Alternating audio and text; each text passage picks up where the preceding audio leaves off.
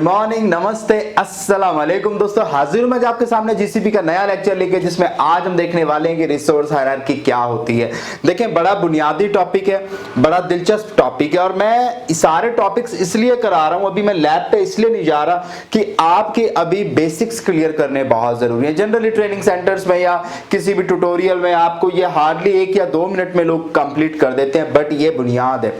ठीक है, पहले एक सिस्टम समझना पड़ेगा कि हिरार्की कैसे होती है। हिरार्की का मतलब क्या है? वंशानुक्रम। हिंदी में इसको वंशानुक्रम कहते हैं कि भाई जैसे मेरे दादा के बाद मेरे फादर आए, मेरे फादर के बाद मैं आया, मेरे बाद मेरे बच्चे आए। एक हिरार्की है ना, एक वंशानुक्रम जो होता है कि भाई ऊपर से नीचे की तरफ, है ना। तो इस तरीके से यहां पर भी दादा है, दादा के बाद फिर पापा है, पापा के बाद फिर बेटा है, बेटे के बाद फिर बेटा है। ठीक है, तो यहां भी एक फैमिली बनी हुई है। तो इसी रिसोर्स हिरार्की को हमें समझना है, जो जीसीपी के अंदर बेहद इंपॉर्टेंट है।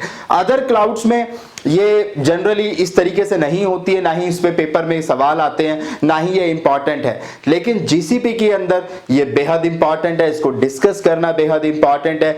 इवन गूगल क्लाउड रिकमेंड करता है कि आपको रिसोर्स हिरार्की पता होनी चाहिए। तो मैं आपको थ्योरी भी समझाऊंगा, मैं आपको कॉन्सेप्ट भी बताऊंगा और पूरा इलैबोरेट करके कोशिश करूंगा कि आपको रिसोर्स हिरार्की आज की वीडियो से क्लियर हो जाए। और फिर दुनिया जहान के कितने भी सवाल कोई आपसे पूछ ले, इंटरव्यू में बहुत सारे इंटरेस्टिंग सवाल इससे बनते हैं, तो आप उनका जवाब इजीली दे पाएंगे। तो कोई टेंशन वाली बात नहीं है गाइस, आप आराम से करो, कोई टेंशन यहां पे नहीं होने वाली। बड़ा दिलचस्प कॉन्सेप्ट है। तो यहां पे आपको ना कुछ चीजें नजर आ रही, ठीक है। ये क्या है? देखिए, आज हम बात करने वाले हैं रिसोर्स हिरार्की की। जैसे मैंने बताया, ये कौन है?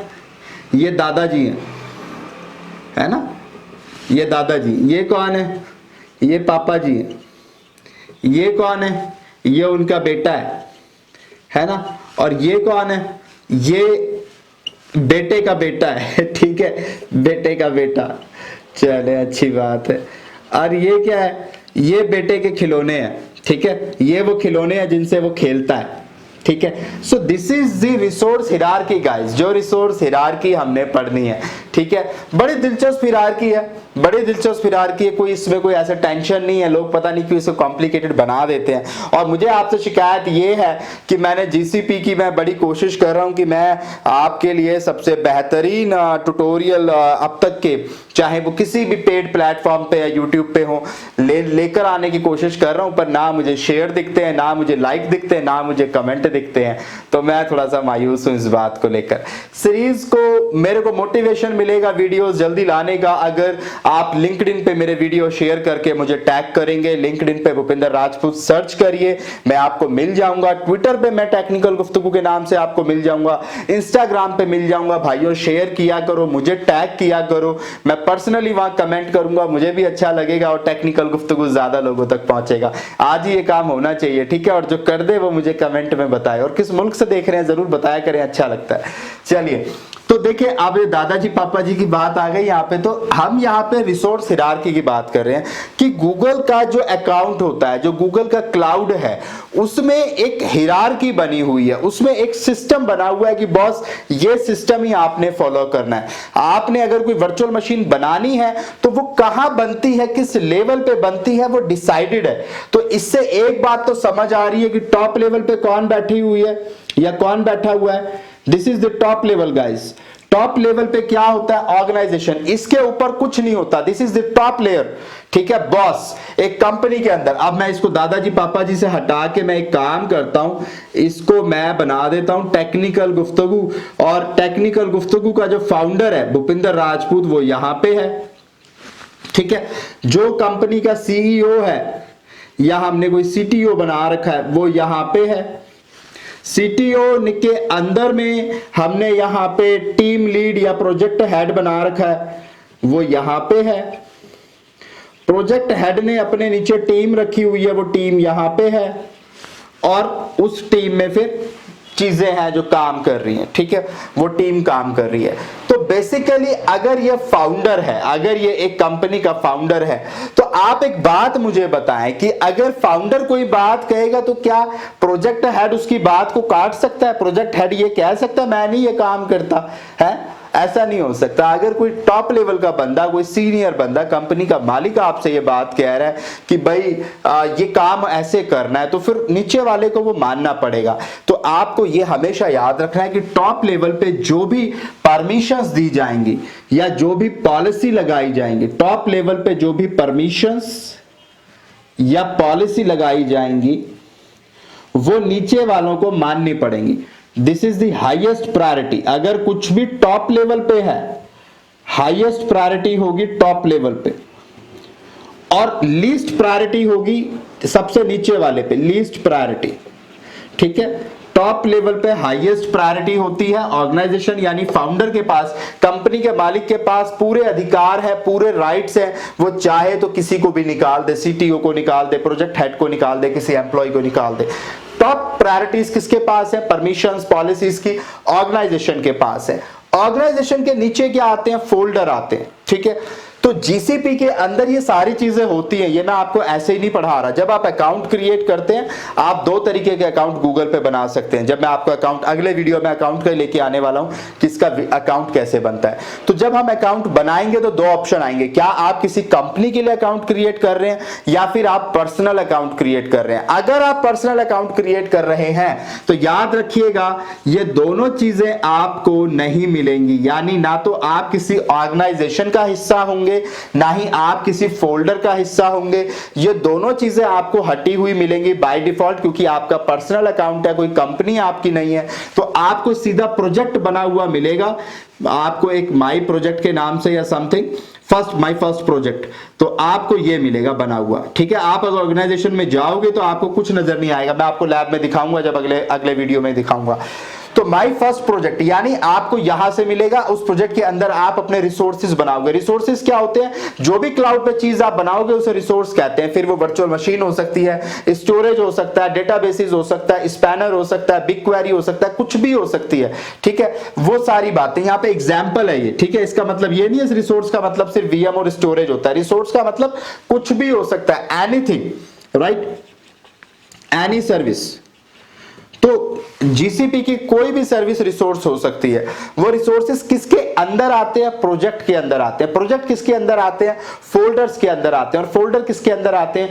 ऑर्गेनाइजेशन के अंदर आता है। लेकिन मैंने जैसा कि आपको बताया कि अगर आप कॉर्पोरेट अकाउंट बनाएंगे गूगल क्लाउड के ऊपर तो ही आपको ऑर्गेनाइजेशन का ऑप्शन मिलेगा और फोल्डर का ऑप्शन आपको नजर आएगा। आप फोल्डर क्रिएट कर सकते हो। ये क्या होते हैं ये मैं अभी और डिटेल में बताऊंगा ताकि आपको आसानी से समझ आए। नो नीड टू वरी, फिलहाल आप इतना लिख लीजिएगा। ठीक है, तो ऑर्गेनाइजेशन के अंदर फोल्डर, फोल्डर के अंदर प्रोजेक्ट्स, प्रोजेक्ट्स के यानी आप प्रोजेक्ट पे क्या, आप इसको ऐसे भी समझ सकते हो कि एक कंपनी का मालिक है। ठीक है, ये एक ऑर्गेनाइजेशन है, उसके अंदर, चलो मैं ये अभी आपको पूरा एक पिक्टोरियल एक बनाऊंगा यहाँ पे डायग्राम, तभी आपको समझाता हूँ, फिलहाल नहीं समझाता। ठीक है, अच्छा कुछ इंपॉर्टेंट बातें आपको बता देता हूं। याद रखिएगा यहाँ पे हाईएस्ट प्रायोरिटी होती है, यहाँ पे लीस्ट प्रायोरिटी होती है।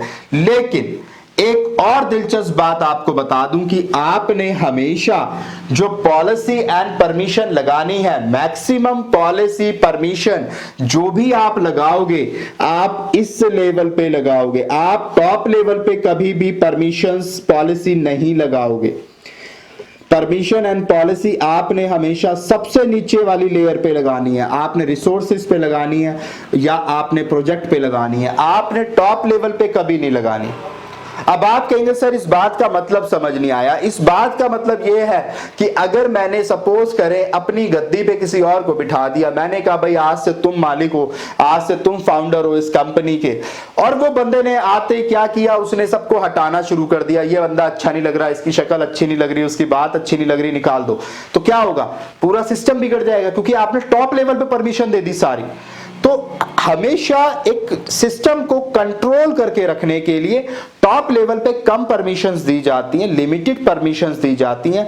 प्रॉपर सिस्टमैटिक काम कराने के लिए नीचे परमिशंस दो, जो भी परमिशन देनी है, ताकि ये बंदा या ये बंदा जो है, ये जो प्रोजेक्ट है, इस लेवल पे आप परमिशन दो। उससे क्या होगा, ये पूरे सिस्टम को नहीं बिगाड़ सकता। ये जो भी कर पाएगा अपने प्रोजेक्ट पे कर सकता है, दूसरे को डिस्टर्ब नहीं करेगा। पर इससे ऊपर वाला क्या करेगा? इससे ऊपर वाला अगर यहां पे इसके अंडर में में 4 प्रोजेक्ट चल रहे हैं फॉर एग्जांपल, तो ये चारों को डिस्टर्ब कर सकता है, ये चारों में कुछ भी गड़बड़ कर सकता है। तो ऑलवेज रिमेंबर, आपने टॉप लेवल पे मिनिमम परमिशंस देनी है और नीचे के लेवल पे मैक्सिमम परमिशंस देनी है या पॉलिसी बनानी है।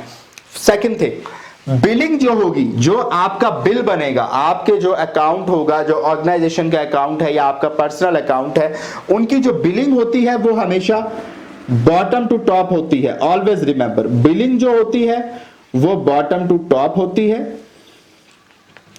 यानी इसका क्या मतलब है, नीचे से ऊपर की तरफ कितने रिसोर्सेज किस प्रोजेक्ट ने यूज करे, कितने प्रोजेक्ट है एक फोल्डर के अंदर और कितने फोल्डर है ऑर्गेनाइजेशन के अंदर, इस तरीके से बिलिंग क्लब होती जाती है। बात समझ आई? इसको आप ऐसा समझें कि एक कंपनी है, एक कंपनी के 4 डिपार्टमेंट है। अब इस डिपार्टमेंट ने सपोज करो 100 रुपए खर्च करे, इस डिपार्टमेंट ने 500 रुपए खर्च करे, इस डिपार्टमेंट ने 1000 रुपए खर्च करे, इस डिपार्टमेंट ने 2000 रुपए खर्च करे। ठीक है, तो अब 100 रुपए किस किस चीज पे खर्च हुए, 500 किस पे खर्च हुए, वो आपको दिख जाएगा, लेकिन उसका ओवरऑल जो बिल है वो तो कंपनी ने पे करना है। ठीक है, इस खर्चे को आप ऐसा समझ सकते हो, सैलरी भी समझ सकते हो कि एक डिपार्टमेंट के 100 रुपए की सैलरी जा रही है, इसको कम पैसे रखे हैं मैंने, यहाँ पे 500 रुपए सैलरी जा रही है, 1000 या 2000, पर सारा खर्चा तो कंपनी ने ही देना है ना, कंपनी के अकाउंट से जाएगा। तो ऑलवेज रिमेंबर, बिलिंग जो है वो नीचे से ऊपर की तरफ होती है, ऊपर वाले ने नीचे वाले का पे करना होता है, क्योंकि उसके अंडर में ही तो चीजें बन रही हैं। ठीक है, तो बिलिंग हमेशा नीचे से ऊपर की तरफ होती है, परमिशन हमेशा जो होती है वो टॉप टू बॉटम होती है, यानी ऊपर वाले के पास ज्यादा पावर है, नीचे वाले के पास उससे कम, उससे नीचे वाले के पास उससे कम पावर है। ठीक है, ये बात आप हमेशा याद रखिएगा। अब यहां पर मैंने 2 इंपॉर्टेंट बातें लिखी हैं जो आपको यहां पे नजर आ रही हैं। ठीक है, the purpose of the Google cloud resource hierarchy कह लें, हायरार्की कह रहे हैं, हमें कोई फर्क नहीं पड़ता, इसीलिए मैं हिंदी और उर्दू में पढ़ाता हूं, क्योंकि अंग्रेजी मेरी खुद बड़ी खराब है। चलिए, अच्छी बात है। इस 2 फोल्ड, ये कहते हैं कि भाई गूगल क्लाउड हिरार्की जो है, इसे बनाने के 2 हमारे मकसद हैं। पहला, provide a hierarchy of ownership, हम ये तय कर सकें कि भाई जिम्मेदार कौन है, जिम्मेदारी तय करनी पड़ेगी कि भाई एक टॉप लेवल, जैसे होता है ना कई बार किसी जिले के अंदर बाढ़ आ जाती है तो सरकार या मुख्यमंत्री कहता है जिलाधिकारी दोषी है उस जिले के, जो बाढ़ में लोगों को मरने से नहीं बचा पाए या लोगों तक राहत नहीं पहुंचा पाए, उन्होंने जवाबदेही तय कर दी। पर अगर पूरे राज्य में सिस्टम खराब हो गया तो फिर क्या होगा, फिर इंडिया के जो प्राइम मिनिस्टर है वो उस मुख्यमंत्री को तलब करेंगे, बोलेंगे आपके बस की नहीं है स्टेट चलाना, आप ऐसा करें, आप दफा हो जाएं। ठीक है, तो एक हिरार्की बनी हुई है, राइट। वही यहां पे बात की जा रही है कि भैया ऑनरशिप डिसाइड की जाएगी, किसके अंडर में कितनी पावर है। एक जिलाधिकारी के पास जिले की ताकत होती है, एक स्टेट चीफ मिनिस्टर के पास पूरे राज्य की ताकत होती है, पूरे राज्य में कुछ भी कर सकता है, और प्रधानमंत्री के पास पूरे मुल्क की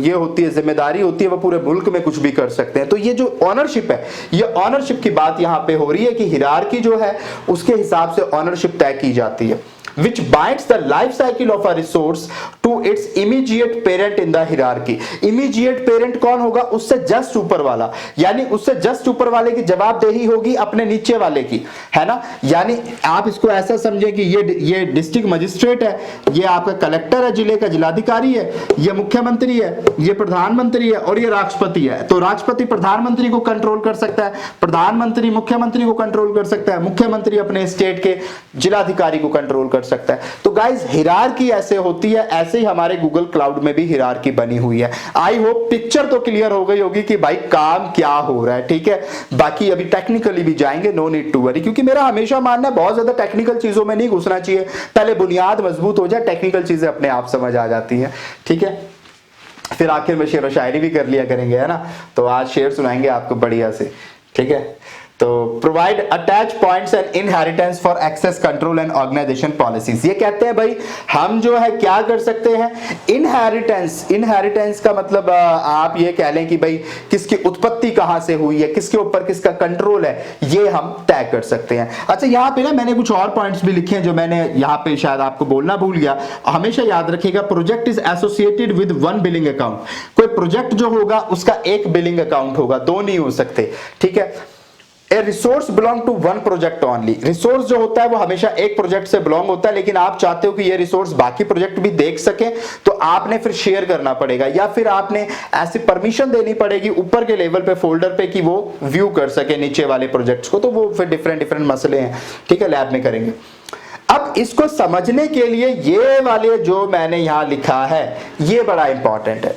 जैसे मैंने आपको डेवऑप्स में लिनक्स पढ़ाया था, तो मैंने लिनक्स में बताया था कि एक रूट डायरेक्टरी होती है, उसके अंदर फिर आपकी होम डायरेक्टरी होती है, उसके अंदर फिर आपकी बिन डायरेक्टरी होती है, उसके अंदर आप अपनी डायरेक्टरी बनाते हो, यानी फोल्डर के अंदर फोल्डर, फोल्डर के अंदर फोल्डर, है ना। जैसे वो इंसेप्शन मूवी आई थी ना, सपने में सपना, सपने में सपना है। चलिए अच्छी बात है, लियोनार्डो डिकैप्रियो। हाँ चलिए, GCP resource hierarchy resembles the file system found in traditional operating system. ये कहते हैं ये हायरार्की कुछ ऐसी ही है जैसे ऑपरेटिंग सिस्टम में एक फाइल सिस्टम होता है हमारा, कि एक होम डायरेक्टरी होती है, उसके अंदर एक रूट डायरेक्टरी होती है, रूट के अंदर हमारी होम डायरेक्टरी होती है, होम के अंदर बिन डायरेक्टरी होती है, समथिंग लाइक दैट, कुछ ऐसा, ठीक है। ये सही है गलत है इसके ज्यादा दिमाग ना लगाए, बट लिनक्स के अंदर एक ट्रेडिशनल फाइल सिस्टम जो होता है ये कहते हैं हायरार्की कुछ ऐसे ही होती है, ठीक है। रिसोर्स हायरार्की हमारी कुछ ऐसी ही है, जिससे कि हम क्या कर सकते हैं, ऑर्गेनाइज कर सकते हैं, मैनेज कर सकते हैं अपनी हर चीज को। एंटिटी मतलब हर चीज को।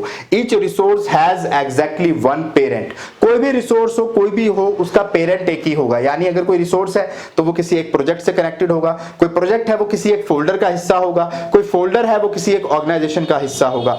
उनका जो पेरेंट है वो एग्जैक्टली एक होंगे, ठीक है, दो नहीं हो सकते, है ना। किसी जैसे वो कहते हैं ना, एक शख्स के दो बाप नहीं हो सकते। चलिए अच्छी बात है। तो चले, तो ये बात होगी। अब यहां पे मैं क्या करता हूं, ये जो पूरा सिनेरियो है ना, इसको इजी वे में एक कंपनी के फॉर्मेट में, जो गूगल ने खुद डिस्क्राइब किया, मैंने नहीं बनाया, गूगल का ऑफिशियल डॉक्यूमेंटेशन में मिल जाएगा, वो मैं आपको यहां बना के दिखाता हूं, समझाता हूं, और उसके बाद one by one organization, folder, project, इनके कुछ पॉइंट्स आपको लिखवा देता हूं, सो दैट रिसोर्स हायरार्की आपको बिल्कुल क्लियर हो जाए। तो अब जरा वो मैं यहां पे डायग्राम बनाता हूं और उसे समझाता हूं। तो अब देखिए, मैंने उसी हायरार्की को मैंने इस तरीके से यहां बनाया है। ये आप यहां पे देख सकते हैं कि मैंने किस तरीके से रिप्रेजेंट किया है। यहां पे ये पूरा गूगल क्लाउड है, गूगल क्लाउड के अंदर हमने कैसे कैसे हायरार्की बनाई है वो यहां पे रिप्रेजेंट किया गया है। आप देख सकते हैं टॉप लेवल पे ऑर्गेनाइजेशन है, ऑर्गेनाइजेशन के बाद फोल्डर है, फोल्डर के बाद प्रोजेक्ट है, और प्रोजेक्ट के बाद रिसोर्सेज है। वही स्ट्रक्चर है जो जस्ट मैंने अभी आपको बताया है। बट यहां पे समझाने के लिए हमने क्या माना कि ऑर्गेनाइजेशन के अंदर एक कंपनी होती है, उस कंपनी के अंदर मल्टीपल डिपार्टमेंट होते हैं। मिसाल के तौर पे एक मार्केटिंग डिपार्टमेंट है, एक टेक्निकल डिपार्टमेंट है, डेवलपमेंट का डिपार्टमेंट है, डेवलपर्स का डिपार्टमेंट है, डेवलपमेंट, एक हमारे पास जो है और कोई डिपार्टमेंट है, R&D का डिपार्टमेंट है फॉर एग्जांपल, ठीक है। अब डेवलपमेंट के अंदर भी हो सकता है आपके पास मल्टीपल डेवलपर्स की टीम हो सकता है एक टीम हो जो सिर्फ Node.js पे काम करती है, रिएक्ट पे काम करती है, मल्टीपल चीजों पे काम करती है। एक टीम हो सकती है जो फॉर एग्जांपल विंडोज सर्वर पे काम करती है और सी पाइथन वाले जो हमारे प्रोग्राम्स है उनको डेवलप करती है, या मल्टीपल, मतलब हम ऐसा मान लेते हैं। तो एक टीम ये वाली है जो पाइथन पे काम करती है, ठीक है, और इंफ्रा पे काम करती है, चले ऐसा मान लेते हैं। अब ये जो टीम है, हो सकता है ये टीम भी दो कामों को अभी देख रही हो सकता है इसके पास दो प्रोडक्ट अभी ये बना रही हो। एक तो ये फॉर एग्जांपल व्हाट्सएप बना रहे हैं, ऐसा हम मान लेते हैं, और एक हम ये मान लेते हैं कि ये ट्विटर बना रहे हैं, ठीक है। दो अलग अलग एप्लीकेशन ये डेवलप कर रहे हैं, हम ऐसा मान लेते हैं। तो ये आपको समझाने के लिए पूरा स्ट्रक्चर तैयार किया गया है कि किस तरीके से ऑर्गेनाइजेशन, फोल्डर्स, प्रोजेक्ट काम करते हैं। दिलचस्प बात यहां पर देखने वाली ये है जिस पर अभी आपने शायद गौर नहीं किया, चलो आप कर लो। क्या कोई समझ पा रहा है कि इस पूरे स्ट्रक्चर में दिलचस्प बात क्या है? शायद आप नहीं पकड़ पाएंगे, शायद आपको बस एक नॉर्मल स्ट्रक्चर दिख रहा होगा। दिलचस्प बात यह है जो समझने वाली है, फोल्डर्स के अंदर, फोल्डर के अंदर फोल्डर हो सकते हैं, नेस्टेड फोल्डर इज पॉसिबल। ये बात याद रखिएगा, बहुत इंपॉर्टेंट बात है। फोल्डर के अंदर फोल्डर हो सकते हैं, ठीक है। प्रोजेक्ट्स के अंदर प्रोजेक्ट नहीं हो सकते। यहां कहीं आपको प्रोजेक्ट्स के अंदर प्रोजेक्ट दिख रहे हैं? नहीं है, पर फोल्डर के अंदर फोल्डर पॉसिबल है। और फोल्डर क्या होता है? Is like a department. Department के अंदर मल्टीपल डिपार्टमेंट हो सकते हैं, ऐसा भी पॉसिबल है कि एक डेवलपमेंट डिपार्टमेंट है, उसके अंदर छोटे छोटे डेवलपर्स ग्रुप बने हुए हैं, डिपार्टमेंट बने हुए हैं, पॉसिबल है। तो यहां पे फोल्डर्स के अंदर फोल्डर पॉसिबल है। ये चीज यहां पर दिखाई गई है कि भैया ये फोल्डर है, इस फोल्डर के अंदर फिर 2 फोल्डर है, ये याद रखें। और ये फोल्डर को बिल्कुल ऐसे ही समझिएगा जैसे विंडो में होता है। जैसे विंडो में आप एक फोल्डर बनाते हैं, उस फोल्डर के अंदर फोल्डर बना सकते हैं ना, ऐसे यहां पर भी आप फोल्डर के अंदर फोल्डर बना सकते हैं। तो हमने उसके अंदर 2 और फोल्डर बनाए, फिर उसके अंदर जो टीम बी है उसके अंदर फिर 2 फोल्डर बनाए। अब ये जो प्रोडक्ट 1 है, ये प्रोडक्ट 1 क्या है, व्हाट्सएप मुझे बनाना है। तो व्हाट्सएप बनाने के लिए भी मेरे पास डिफरेंट टीम होंगी, एक टेस्ट करने वाली, एक डेवलपमेंट करने वाली, एक प्रोडक्शन टीम होगी। इसी तरीके से मैंने कहा कि भाई व्हाट्सएप जो मेरा प्रोडक्ट बन रहा है, जो टीम बी बना रही है, उसके अंदर भी 3 मेरे पास टीम अवेलेबल है जो प्रोजेक्ट लेवल पे काम कर रही है। यानी ये एक तरीके से प्रोडक्ट है जो फोल्डर लेवल पे होता है, उसके अंदर आपके मल्टीपल प्रोजेक्ट्स होते हैं। आप भी जानते हैं ये बात कि आज की डेट में जब कोई एप्लीकेशन बनती है तो उसे हम एक सिंगल एप्लीकेशन नहीं बनाते, जिसे आप क्या कहते थे वो, अब जैसे माइक्रो सर्विसेज में बनते हैं ना, छोटे छोटे करके हम बनाते हैं, है ना, स्प्रिंट्स कहते हैं जिन्हें हम। तो अब हम उसके फॉर्मेट में बनाते हैं, एक हार्ड कोड पूरी करके नहीं बनाते कि हमने पूरा कोड पहले लिख दिया पूरी एप्लीकेशन का फिर बनाएंगे। अब हम उसके छोटे छोटे हिस्से करके बनाते हैं। तो आप ऐसे ही समझो कि व्हाट्सएप जो है उसका छोटा सा लॉगिन करने वाला हिस्सा ये बना रहा है, उसके चैट करने वाला हिस्सा ये बना रहा है, वीडियो कॉलिंग करने वाला हिस्सा ये बना रहा है, आप ऐसा समझो। तो मल्टीपल प्रोजेक्ट्स हो सकते हैं, एक फोल्डर के अंदर मल्टीपल प्रोजेक्ट्स हो सकते हैं। अब एक प्रोजेक्ट के अंदर क्या होगा, रिसोर्सेज होंगे। रिसोर्सेज का मतलब गूगल क्लाउड में आने वाली सारी सर्विसेज एक प्रोजेक्ट के अंदर, किसी भी प्रोजेक्ट में वो सर्विसेज होगी। यानी जो भी रिसोर्स बनेगा गूगल क्लाउड के अंदर, चाहे वो कोई वर्चुअल मशीन हो, चाहे कोई स्टोरेज हो, चाहे कोई डेटाबेस हो, वो हमेशा किसी ना किसी प्रोजेक्ट का हिस्सा होगा। ये बात याद रखेगा। ऐसा कोई रिसोर्स आप गूगल क्लाउड में क्रिएट नहीं कर सकते जो किसी प्रोजेक्ट से एसोसिएटेड नहीं है। जब भी आप कोई रिसोर्स बनाओगे वो किसी ना किसी प्रोजेक्ट का हिस्सा होगा ही होगा, ठीक है। फोल्डर और ऑर्गेनाइजेशन का होना मैंडेटरी नहीं है। अगर आपका कॉर्पोरेट अकाउंट आप बना रहे हो कि technicalguftagoo.com आपके पास डोमेन अवेलेबल है, तो आप अपना एक कॉर्पोरेट अकाउंट क्रिएट कर सकते हो। जब आप वो क्रिएट करोगे तब आपको ये लेवल नजर आएगा गूगल क्लाउड में। अभी जब हम लैब करेंगे तो हम पर्सनल अकाउंट बनाएंगे जहां ये चीज और ये चीज हमें नजर नहीं आएगी, मतलब दिखेगा बट वो उस पर कुछ आएगा नहीं, कोई ऑर्गेनाइजेशन लिखा नहीं आएगा। कहने का मतलब ये जब कॉर्पोरेट अकाउंट आप बनाते हैं technicalguftagoo.com, ये जो कोई कंपनी का डोमेन आपके पास होता है, तब आप इस तरह का एक ऑर्गेनाइजेशन वाला स्ट्रक्चर क्रिएट कर सकते हैं। इसका फायदा क्या है, अगर आपने कोई कॉर्पोरेट अकाउंट बनाया है तो आप क्या कर सकते हैं, आप मल्टीपल फोल्डर क्रिएट कर सकते हैं डिपार्टमेंट वाइज। अब आप कहेंगे भाई ये मार्केटिंग का डिपार्टमेंट है, ये डेवलपमेंट का डिपार्टमेंट है, तो मैंने कहा कि भाई डेवलपमेंट टीम तुम अपना जो बिल है वो मुझे बताओगे। तो डेवलपमेंट टीम के नीचे देखो इतने सारे काम हो रहे हैं। अब इसकी कुछ बिलिंग बनेगी। याद रखिएगा जो बिलिंग बनती है वो प्रोजेक्ट वाइज बनती है। यानी इस प्रोजेक्ट का जो बिल आएगा, इस प्रोजेक्ट के अंदर जितने भी रिसोर्सेज इस्तेमाल होंगे, हो सकता है ये प्रोजेक्ट के अंदर 4 सर्वर चल रहे हो, तो हो सकता है 100 GB की स्टोरेज चल रही हो, तो उसका जो बिल बनेगा वो इस प्रोजेक्ट का बनेगा। यानी सपोज करें इसका नाम है प्रोजेक्ट 1, तो प्रोजेक्ट 1 का मंथली बिल आया 12,000 रुपए, तो उसको दिखेगा ये जो फोल्डर है ना, इस लेवल पे जो बंदा बैठा है, यहां पे जो बंदा बैठा है, जो प्रोडक्ट को हैंडल कर रहा है, प्रोडक्ट 1 को हैंडल कर रहा है, जो टीम बी को हैंडल कर रहा है, उसको दिखेगा कि डेवलपमेंट प्रोजेक्ट यानी ये प्रोजेक्ट 1 जो भी टीम चला रही है उसका 12,000 का बिल आया है। ऐसे ही जो टेस्ट प्रोजेक्ट वाले हैं उनका 18,000 का बिल आया है, जो प्रोडक्शन वाले हैं उनका 50,000 का बिल आया है। ऑलवेज रिमेंबर बिलिंग जो होती है वो प्रोजेक्ट लेवल पे होती है, फिर ऊपर जैसे आप प्रोजेक्ट के ऊपर बिल बना सकते हो। तो इसका बेनिफिट क्या है कि अगर आप चाहते हो कि भाई डेवलपमेंट वाले जो है, जो प्रोजेक्ट 1 है जिनके पास,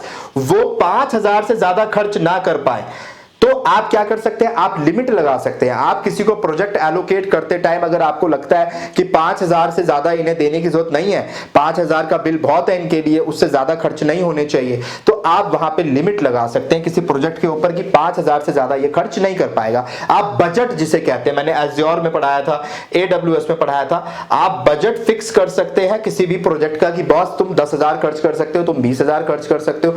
ये काम आप प्रोजेक्ट लेवल पे कर सकते हो। बात समझ आ रही है। इसके अलावा और एक दिलचस्प बात, अब प्रोजेक्ट किसे कंट्रोल कर पाएगा? उसके अंदर चलने वाले रिसोर्सेज को।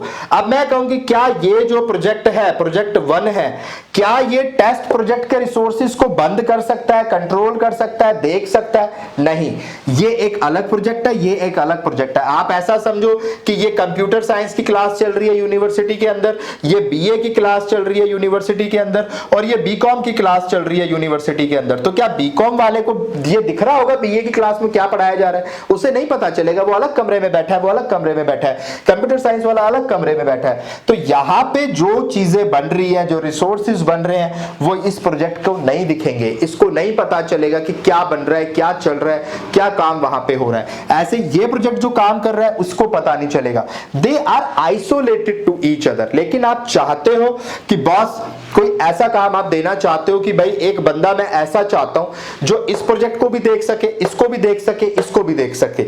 ऐसा बंदा कौन हो सकता है? सिक्योरिटी वाला बंदा। क्योंकि हम कहते हैं एक सिक्योरिटी वाला बंदा कि भाई जितने भी काम हो रहे हैं उनकी सिक्योरिटी तुम चेक करोगे, वल्नरेबिलिटी तुम फाइंड आउट करोगे कि कहीं कोई लूप होल तो नहीं है।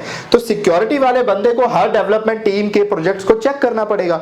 तो हम फिर उसको प्रोजेक्ट लेवल पे नहीं क्रिएट कर सकते। उस सिक्योरिटी वाले बंदे को हमें जो राइट्स देने पड़ेंगे वो एक स्टेप ऊपर देने पड़ेंगे, क्योंकि फोल्डर के पास ये ताकत है कि वो सारे प्रोजेक्ट देख सकता है। आप समझे बात को, क्योंकि उसके नीचे आ रहे हैं ये, तो वो अपने नीचे वालों को सबको देख सकता है। तो आप जब सिक्योरिटी के परमिशन देंगे, आप उसको व्यूअर, एज अ व्यूअर उसको परमिशन देंगे। व्यूअर मतलब वो देख सकता है, सारे प्रोजेक्ट देख सकता है। तो वो परमिशन आप कहां देंगे? प्रोजेक्ट लेवल पे देंगे? नहीं, वो परमिशन आप देंगे फोल्डर लेवल पे, ताकि वो सारे प्रोजेक्ट्स को देख सके। अब आप कहते हो भाई मेरे पास तो पर्सनल अकाउंट है, फोल्डर है ही नहीं, ऑर्गेनाइजेशन है ही नहीं, अब मुझे सारे प्रोजेक्ट देखने हैं, तो क्या करूंगा? तो फिर आपको 1 बाय 1 हर प्रोजेक्ट के अंदर उस बंदे को परमिशन देनी पड़ेगी कि भाई वो इस प्रोजेक्ट को भी देख सकता है, वो इसको भी देख सकता है, इसको देख सकता है। आपको तीनों प्रोजेक्ट के अंदर जाके परमिशन पॉलिसी क्रिएट करनी पड़ेगी, रोल क्रिएट करना पड़ेगा। बेसिकली हम रोल क्रिएट करते हैं, जिसके बारे में मैं आपको लैब में बताऊंगा, और अभी हो सकता है अगले वीडियो या उसके बाद आपको थ्योरी में भी बताऊं। हम रोल क्रिएट करेंगे। तो फिलहाल अभी मैं रोल और आईएएम पे नहीं जा रहा है, क्योंकि हमें ये सारा टॉपिक पढ़ना है आईएएम के अंदर, और वहां पे ये मैं दोबारा से डिस्कस करूंगा। तब मैं आपको बताऊंगा कि भी मैंने वीडियो में पहले समझाया हुआ है, तो मैं इसी वीडियो को रेफर करूंगा जब मैं आईएएम पढ़ाऊंगा। याद रखिएगा, this is one of the important topic in Google cloud. तो गाइस ये पूरी कहानी है, ये पूरा स्ट्रक्चर है। आई होप आपको ये स्ट्रक्चर समझ आ रहा होगा। अब ज्यादा कुछ नहीं है, अब बस हम ऑर्गेनाइजेशन के कुछ पॉइंट्स देख लेते हैं, फोल्डर के कुछ पॉइंट्स देख लेते हैं, प्रोजेक्ट्स के कुछ पॉइंट्स देख लेते हैं कि भाई इनमें क्या क्या इंपॉर्टेंट बातें होती हैं। ओवरऑल यही सिनेरियो है। आई होप आपको नजर आ रहा होगा। आप स्क्रीनशॉट ले लीजिए, बट स्क्रीनशॉट से ज्यादा मैं सजेस्ट करूंगा पर्सनली कॉपी में लिखकर बनाएं। हो सकता है आपको ये शिकायत हो कि भूपिंदर सर आप साइड क्यों नहीं होते। मैं इसलिए साइड नहीं होता ताकि आप थोड़ी सी एफर्ट लगाएं, आप मेरी वीडियो को स्टॉप करें। मैं इधर आ रहा हूं तो इस साइड का लिख लें, जब मैं इधर, क्योंकि मेरे लिए पॉसिबल नहीं है हमेशा कैमरे से बिल्कुल साइड में होना। तो मेक श्योर ये थोड़े से एफर्ट्स आप लगाएं।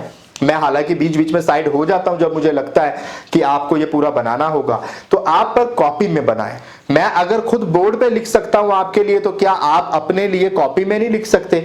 नोट्स बनाएं, खूबसूरत नोट्स बनाएं, जो बातें मैंने बताई हैं उनको लिखें। मैं गारंटी दे रहा हूं जीसीपी का कोई भी दुनिया जहान का इंटरव्यू हो आपका क्लियर हो जाएगा। ठीक है, अब मैं पॉइंट्स लिखवा देता हूं और बात को यहीं फिनिश करते हैं। अब यहां पे हमने बात की है benefits of the organization resource, यानी ऑर्गेनाइजेशन के क्या बेनिफिट्स है। तो बड़ी सिंपल बातें जो मैं आपको ऑलरेडी समझा चुका हूं, मैंने यहां पे लिखी हैं जो आपको नोट डाउन करनी है। With an organization resource project belong to your organization instead of the employee who created the project. ये कहते हैं भाई ऑर्गेनाइजेशन होने का ये फायदा है कि आप सीधा प्रोजेक्ट पे काम नहीं करते। जैसे हम जब अपना अकाउंट बनाएंगे, पर्सनल अकाउंट, तो हम सीधा प्रोजेक्ट पे काम करेंगे, हमारे पास कोई ऑर्गेनाइजेशन फोल्डर नाम की चीज नहीं होगी। ऐसे में क्या होगा, we are the owner of that project. हम क्या कर सकते हैं, हम प्रोजेक्ट को डिलीट कर सकते हैं, प्रोजेक्ट में पड़े हुए रिसोर्सेज को डिलीट कर सकते हैं। और ये सही नहीं है। क्यों?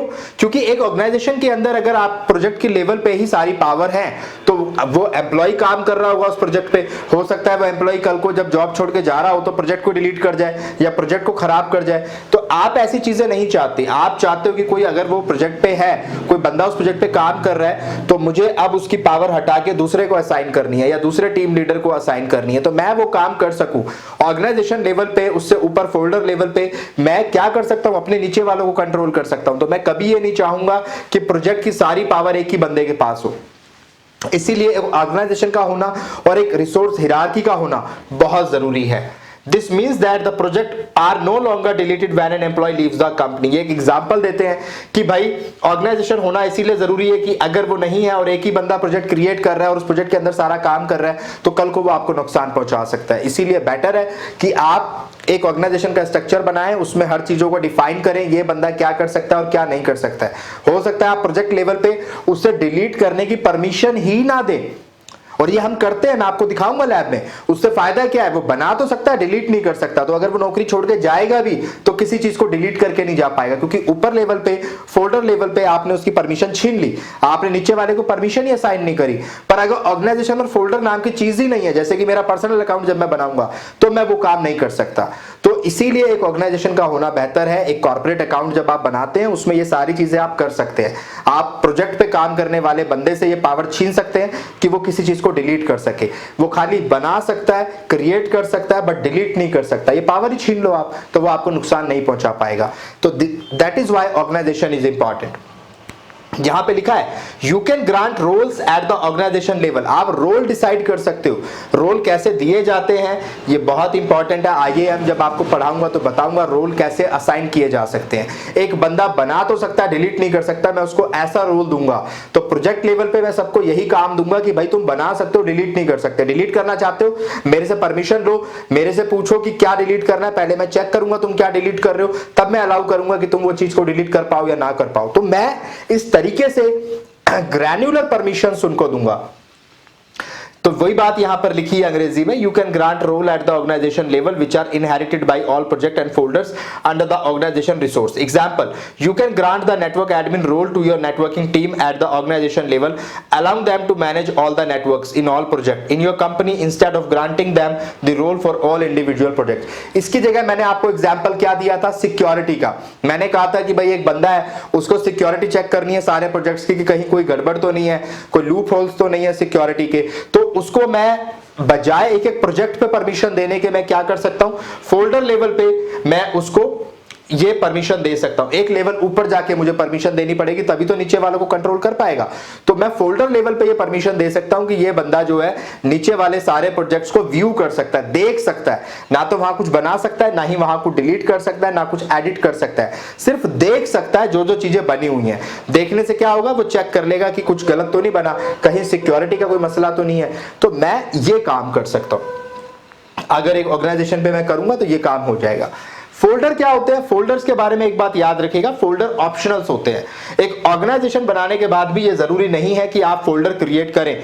जैसे कि विंडो के अंदर फोल्डर बना भी सकते हैं, चाहे तो कोई मूवी आपके पास है आप डायरेक्ट भी पेस्ट कर सकते हैं अपने डेस्कटॉप पे या डी ड्राइव, ई ड्राइव जो भी आपके पास है। जरूरी नहीं है कि आप फोल्डर बना के उसके अंदर उस चीज को रखो। सेम केस यहां पे है, ऑर्गेनाइजेशन के अंदर डायरेक्ट आप प्रोजेक्ट क्रिएट कर सकते हो, जरूरी नहीं है फोल्डर बना के क्रिएट करो।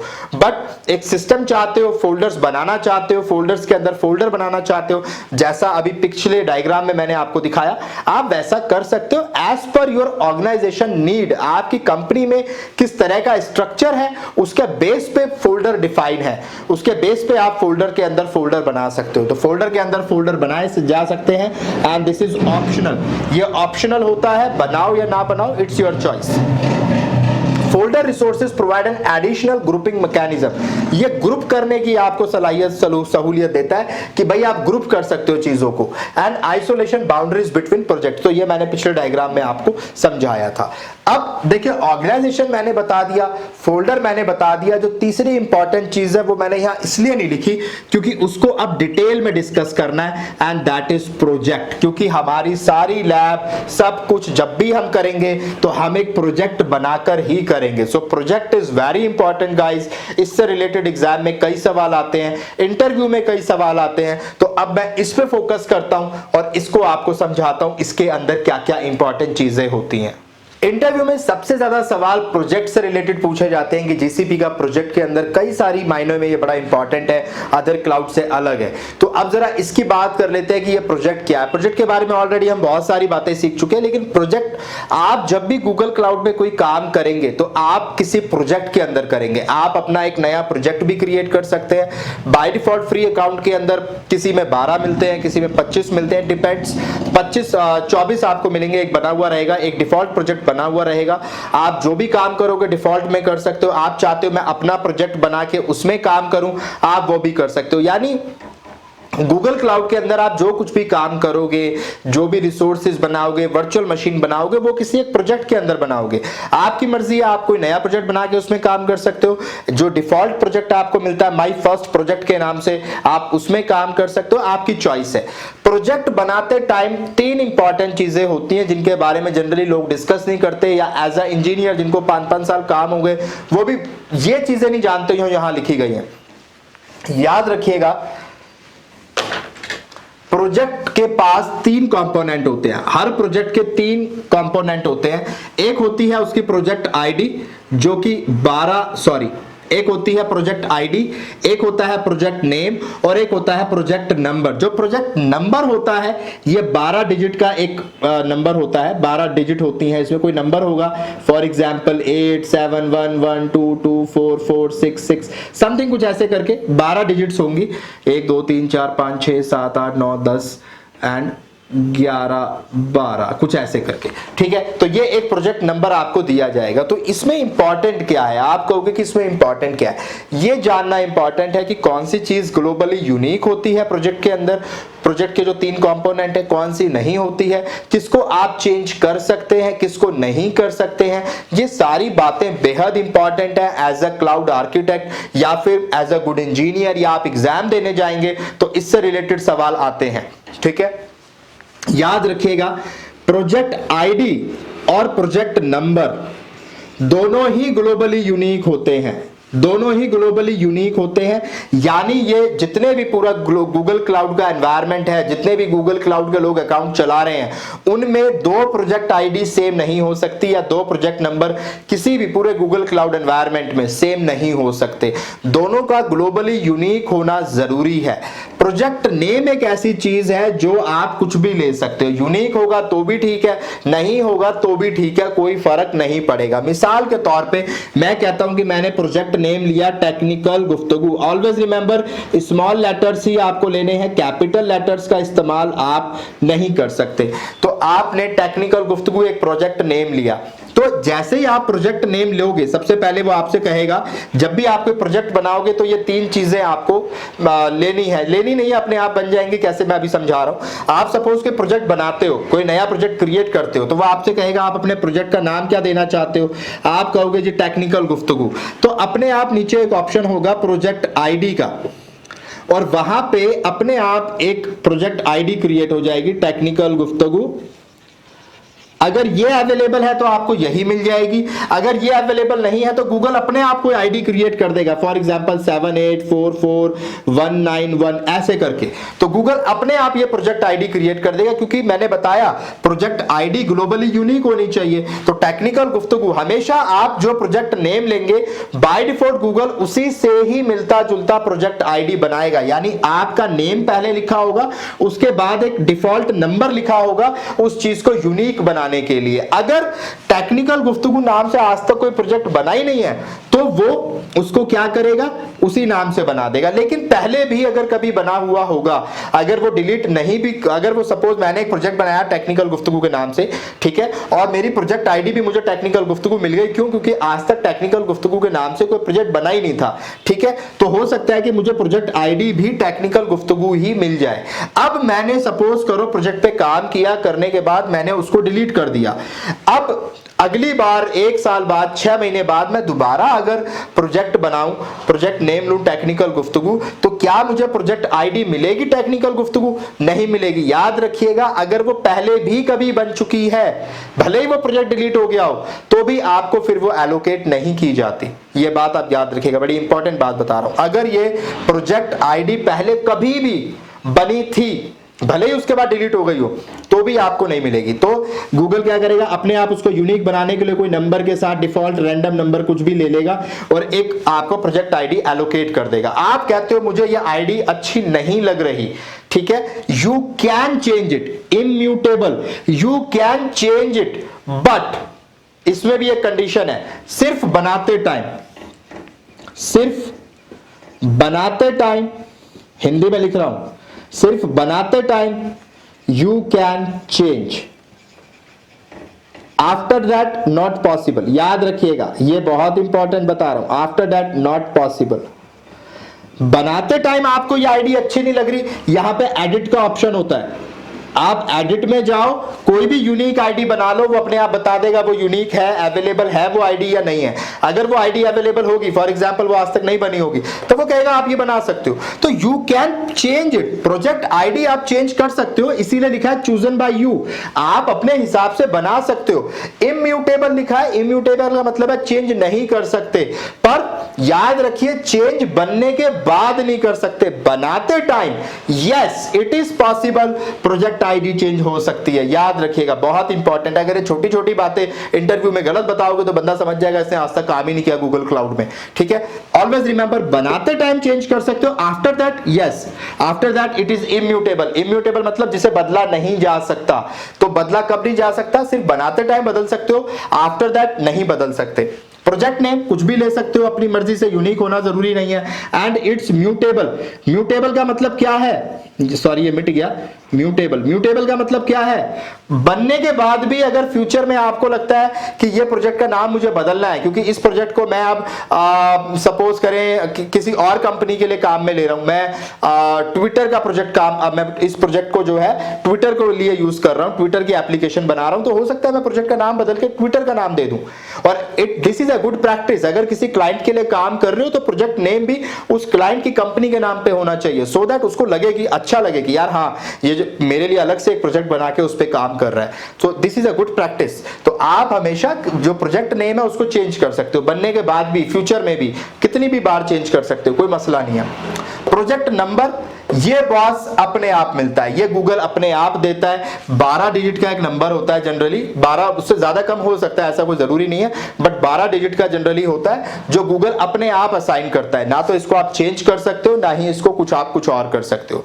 यस, आप प्रोजेक्ट को ट्रांसफर कर सकते हो एक फोल्डर से दूसरे प्रोजेक्ट फोल्डर में, ये सारी चीजें पॉसिबल है। क्या प्रोजेक्ट, ये भी सवाल आपके मन में आ रहा होगा, एक हाई लेवल सवाल बता रहा हूं, जवाब मतलब आपको समझा रहा हूं कि प्रोजेक्ट को ट्रांसफर किया जा सकता है, दैट इज पॉसिबल। एक फोल्डर से दूसरे फोल्डर में ट्रांसफर करना है किसी प्रोजेक्ट को, you can do that, but उसमें फिर उसकी IAM पॉलिसीज चेंज हो जाती हैं, वो एक अलग मसला है, उसको हम बाद में डिस्कस करेंगे। तो गाइस प्रोजेक्ट के बारे में ये 3 इंपॉर्टेंट बातें याद रखिएगा, project ID, project name, project number. जब भी कोई प्रोजेक्ट क्रिएट करोगे 3 चीजें बनती हैं, प्रोजेक्ट नेम आप खुद से बनाते हो, प्रोजेक्ट आईडी बनाते टाइम आप चेंज कर सकते हो, अपनी मर्जी की ले सकते हो, प्रोजेक्ट नंबर गूगल अपने आप असाइन करता है जो ग्लोबली यूनिक होता है।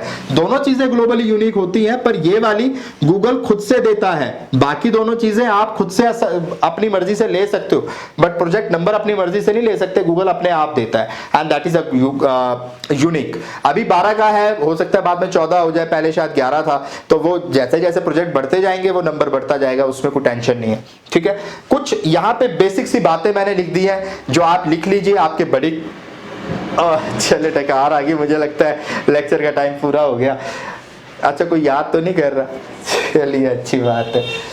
कहां अब याद करने वाले लोग रहे हैं, चले अब तो हम ही याद करते हैं क्योंकि बोलना बड़ा मुश्किल है। All GCP resources you use are associated to one specific project. हमेशा याद रखिएगा जो कुछ भी बनाओगे वो किसी प्रोजेक्ट का हिस्सा होगा ही होगा, ऐसा कोई रिसोर्स नहीं हो सकता जो किसी प्रोजेक्ट में नहीं बना हुआ, प्रोजेक्ट के बाहर बना हुआ है। कुछ भी बनाओगे प्रोजेक्ट से जुड़ा हुआ तो होगा ही, किसी ना किसी प्रोजेक्ट का हिस्सा तो होगा ही, ठीक है। You can track resources and quota resource. Project का फायदा क्या है कि उस प्रोजेक्ट के अंदर चलने वाले रिसोर्सेज को ट्रैक किया जा सकता है, मॉनिटर किया जा सकता है, देखा जा सकता है किस टाइम पे कितना यूज हो रहा है, कितना कंजप्शन हो रहा है, और उसकी जो कोटा यूसेज है, अगर आपने कोई कोटा एलोकेट किया हुआ है किसी स्टोरेज का तो वो कितना कंज्यूम हो गया है, 100 GB स्टोरेज में से कितनी यूज हो गई है, कितनी नहीं हो गई है, आप प्रोजेक्ट में जाके देख सकते हो, ठीक है, और दूसरे प्रोजेक्ट पे इसका कोई फर्क नहीं पड़ेगा। Enable billing and set budget, आप बिलिंग यहां पे इनेबल कर सकते हो, उस प्रोजेक्ट की अलग से बिलिंग होगी और आप बजट भी डिसाइड कर सकते हो कि इस प्रोजेक्ट के लिए 10,000 या 20,000 तक ये खर्च कर सकता है। उसके बाद कुछ भी होगा मेरे पास मेल आना चाहिए, मैं बजट बढ़ाऊंगा, नहीं बढ़ाना चाहता तो नहीं बढ़ाऊंगा। मैनेज परमिशन एंड क्रेडेंशियल्स, आप प्रोजेक्ट के ऊपर परमिशंस लगा सकते हो, कौन उस प्रोजेक्ट को देख सकता है, कौन उस पर काम कर सकता है, कौन उसके अंदर एडिट कर सकता है, कौन एज अ ऑनर उस पर काम करेगा, ये सारी परमिशंस आप एक प्रोजेक्ट लेवल पे डिसाइड कर सकते हो, सेट कर सकते हो। और ये सारी लैब हम करेंगे जब मैं IAM आपको पढ़ाऊंगा। Project is a global entity, ये भी याद रखिएगा, project is a global entity. इसका मतलब क्या है, एक प्रोजेक्ट के अंदर हो सकता है एक वर्चुअल मशीन इंडिया में चल रही हो, एक वर्चुअल मशीन अमेरिका में चल रही हो, एक वर्चुअल मशीन यूरोप में चल रही हो, पर प्रोजेक्ट एक ही है। तो प्रोजेक्ट खुद किसी रीजन में नहीं बनता, प्रोजेक्ट किसी जोन में नहीं बनता, प्रोजेक्ट गूगल क्लाउड में बनता है। और गूगल क्लाउड तो पूरी दुनिया में अलग अलग रीजन में, कितने रीजन होते हैं आप बताओ? GCP के अंदर कितने रीजन होते हैं, आप ही से पूछ रहा हूं। हाँ बिल्कुल आप ही से, हाँ जी बताइए। जिन्होंने बता दिया उनकी तरफ से थम्स अप। 29 रीजन होते हैं। नहीं याद आया इसका मतलब ध्यान से नहीं पढ़ रहे हो, मेरी मेहनत बेकार जा रही है, ठीक है। 29 रीजन होते हैं। अच्छा एक सवाल और पूछूं, पूछ लो चले तो बताएं, फिर बताओ गूगल के अंदर आपको पता है एक ही जोन ऐसा है जहां पे 4 जोन अवेलेबल है, ठीक है। एक ही रीजन ऐसा है जहां पे 4 जोन अवेलेबल है। रीजन का नाम बताइए। नहीं बता? आयोवा।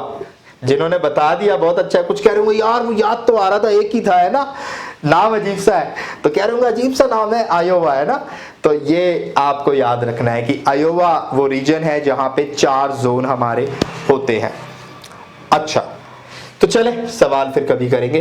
अच्छा, इनेबल सर्विसेज एंड API, आप प्रोजेक्ट लेवल पे जब भी कोई काम करोगे API इनेबल करनी पड़ेगी। मैं लैब में दिखाऊंगा, कुछ भी करोगे ना आप यहाँ पे वर्चुअल मशीन भी बनाओगे, फर्स्ट टाइम जब भी किसी प्रोजेक्ट में कोई काम करोगे तो उसकी API इनेबल करनी पड़ती है। GCP के अंदर ये एक अलग कॉन्सेप्ट है, AWS में ऐसा नहीं होता, Azure में ऐसा नहीं होता। यहाँ जब भी कोई काम करने जाओगे एक नोटिफिकेशन आएगा इनेबल API, जब तक उसे इनेबल नहीं करोगे लैब नहीं कर पाओगे, तो इनेबल करना पड़ता है, ठीक है। तो वो ऐसा कुछ नहीं है, ठीक है।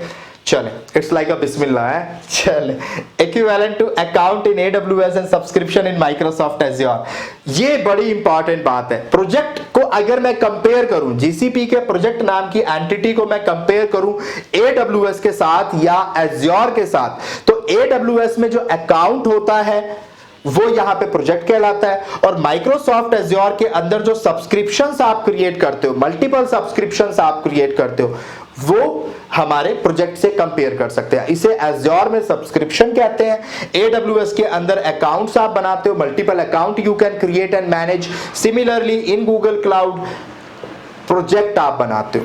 हमेशा याद रखिएगा जो एज्योर में बिलिंग होती है वो सब्सक्रिप्शन पे होती है, ठीक है। जो AWS में बिलिंग होती है वो अकाउंट पे होती है, और जो GCP में बिलिंग होती है वो प्रोजेक्ट पे होती है। तो अगर कोई ये सोच रहा है कि ये प्रोजेक्ट कुछ ऐसा है जैसे एज्योर में रिसोर्स मैनेजर होता है जिसके अंदर हम सारी चीजें बनाते हैं, तो ऐसा नहीं है, क्योंकि बिलिंग रिसोर्स मैनेजर पे नहीं होती, बिलिंग सब्सक्रिप्शन पे होती है। ऑलवेज रिमेंबर, तो प्रोजेक्ट पे बिलिंग होती है, इसीलिए एज्योर का जो सब्सक्रिप्शन है it's like your project. Got it? इससे डिटेल लेक्चर रिसोर्स हियरार्की के ऊपर मुझे नहीं लगता कि पूरे YouTube के ऊपर या किसी भी बड़े प्लेटफॉर्म पे, चाहे वो 50,000 रुपए क्यों ना ले रहा हो आपसे ट्रेनिंग के, कि वो दे सकता है। बिकॉज मैंने इसके लिए पूरा रिसर्च करके मैं आपको दिखाता हूँ वो डॉक्यूमेंटेशन। अभी जस्ट प्रिंट आउट निकाला, ये देखे मैंने, ये पूरी गाइस, ये पूरी गूगल की ऑफिशियल डॉक्यूमेंटेशन स्टडी करके, पूरा रिसर्च करके, एंड फिर हम लोग ये डॉक्यूमेंटेशन तैयार करते हैं, और ये रिसर्च करके आपको पूरा डॉक्यूमेंट आप कह सकते हैं थ्योरी का मटेरियल मैं बनाता हूं, जिससे कि आप कोई भी एग्जाम निकाल सकते हैं। इसीलिए मैं कोशिश करता हूं और आपको भी बोलता हूं ऑफिशियल डॉक्यूमेंट सिर्फ पढ़ें, क्योंकि ऑफिशियल डॉक्यूमेंट से ही पेपर आते हैं, ऑफिशियल डॉक्यूमेंट में से ही एग्जाम के सवाल आते हैं या इंटरव्यू के सवाल आते हैं। इसीलिए मेरा फोकस होता है मैं आपको हमेशा हमेशा ऑफिशियल डॉक्यूमेंटेशन से ही सारी चीजें फाइंड आउट करके और आपके लिए प्रॉपर नोट्स रेडी करके यहाँ पे लेके आता हूँ। मेरे पास कोई हैंड रिटन नोट्स नहीं है या कोई मटेरियल नहीं है, मैं खुद कलेक्ट करता हूँ पूरा एक जितना भी बेस्ट हो सकता है वो कंटेंट मैं कलेक्ट करता हूँ ऑफिशियल डॉक्यूमेंटेशन से और फिर मैं लेके आता हूँ। Although we have official slides of GCP, official slides of Azure, वो सारी चीजें हमारे पास होती हैं, बट ऑफिशियल डॉक्यूमेंटेशन से बेस्ट मुझे कुछ नहीं लगता है, फिर चाहे वो